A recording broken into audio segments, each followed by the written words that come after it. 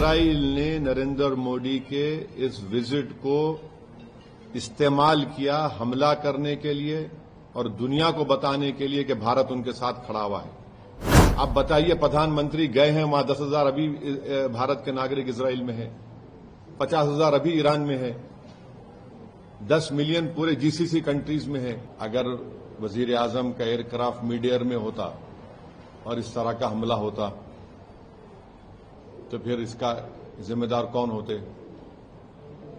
और वजीर आजम को, प्रधानमंत्री को देश को बताना है कि क्या नेतन्याहू ने उनको ये बताया था कि इजराइल ईरान पर हमला करने वाला है, और अगर बताया था तो फिर वजीर आजम को चाहिए था कि वो फौरन, प्रधानमंत्री को चाहिए था कि फौरन अपना इजराइल का दौरा खत्म करके देश को वापस आते।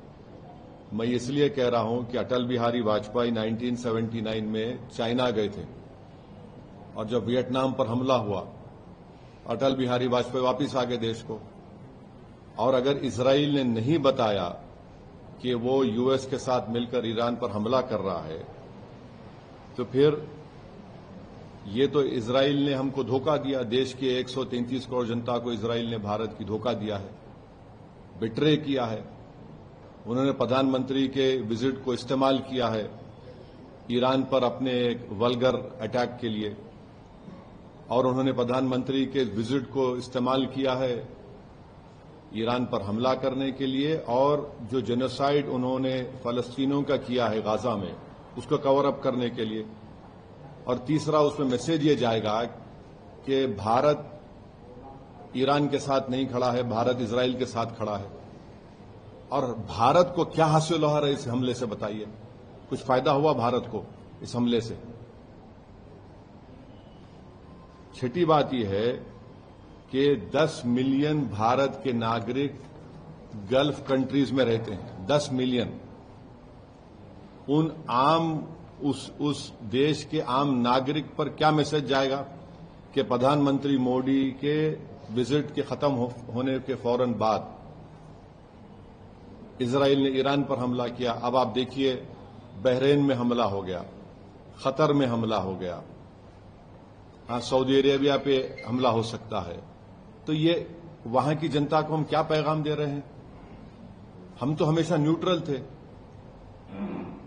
देश के प्रधानमंत्री को और बीजेपी को समझना चाहिए कि हमारी 80 साल की जो लेगेसी थी कि हम न्यूट्रल थे इस मामले में, आज उसका क्या हो गया बताइए।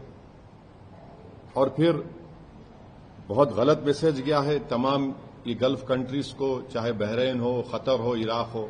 और हम जानते हैं कि कतर होस्ट कर रहा था कि सीज फायर हो गाजा में, इजराइल ने वहां पर हमला कर दिया, बॉम्बिंग की।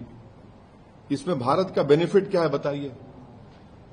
और प्रधानमंत्री के साथ जो आपकी बरादरी मीडिया के लोग गए थे कवर करने के लिए, वो भी फंसे हुए इजराइल में, अब उनका क्या होगा? तो ये जो, और लार्जर पॉइंट यह है कि यूएस पे अब कौन भरोसा करेगा? आप बातचीत भी कर रहे और हमला भी कर दे रहे आप। तो ये सवालात हैं जिससे देश के प्रधानमंत्री को, बरसर इख्तियार जमात को, बीजेपी को इसका जवाब देना पड़ेगा। और बड़ी अफसोस की बात है कि प्रधानमंत्री इजराइल को चले गए, फिर उनको वहां पर उनकी नेसेट में, पार्लियामेंट में एक अवार्ड भी दे दिया गया, और प्रधानमंत्री के वजीर आजम की मौजूदगी में वहां के अपोजिशन ने वॉकआउट भी कर दिया। इजराइल ने नरेंद्र मोदी के इस विजिट को इस्तेमाल किया हमला करने के लिए और दुनिया को बताने के लिए कि भारत उनके साथ खड़ा हुआ है, बल्कि ये बेट्रेयल है। हम पूछना चाह रहे हैं बीजेपी और देश के प्रधानमंत्री और उनके सरकार से कि क्या नेतन्याहू ने हमको बताया था प्रधानमंत्री को? अगर बताया तो प्रधानमंत्री को निकल के आ जाना चाहिए, जिस तरह वाजपेयी ने किया था 79 में। और अगर नहीं बताया तो फिर इजराइल ने इस्तेमाल किया हम लोगों को। ये बड़ी तकलीफदेह बात है।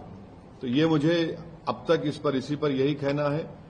हम उम्मीद करते हैं कि जो 50,000 अभी भी भारत के नागरिक ईरान में है और 10,000 इजराइल में है, उनको वापस लाया जाए। सिर्फ एडवाइजर इशू कर दिया आप, आप बताइए, प्रधानमंत्री गए हैं वहां, 10,000 अभी भारत के नागरिक इजराइल में हैं, 50,000 अभी ईरान में है, 10 मिलियन पूरे जीसीसी कंट्रीज में है। किसको नुकसान होगा बताइए इससे? ये हमारे 10 मिलियन भारत के नागरिक अपने गाढ़े खून पसीने की कमाई भारत को भी जाते हैं फॉरेन एक्सचेंज के तौर पर। नेशनल इंटरेस्ट क्या सर्व हमारा बताइए प्रधानमंत्री के जाने के बाद? ये हमारे सवालात हैं। Thank you very much.